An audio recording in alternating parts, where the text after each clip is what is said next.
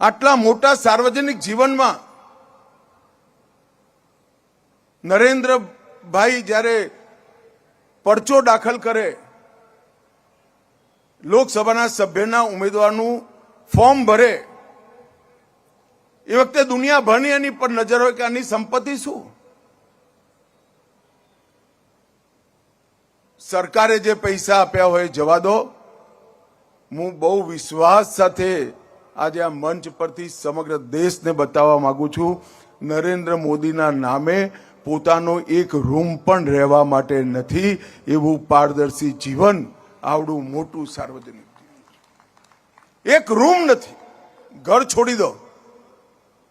અને જેની જોડે એક રૂમ નથી એને 10 વર્ષમાં ભારતના 4 કરોડ ઘર વિહોણા કુટુંબોને ઘરનું ઘર આપવાનું કામ કરી દીધું, જેને પોતાના રહેવા માટે એક રૂમ પણ નથી.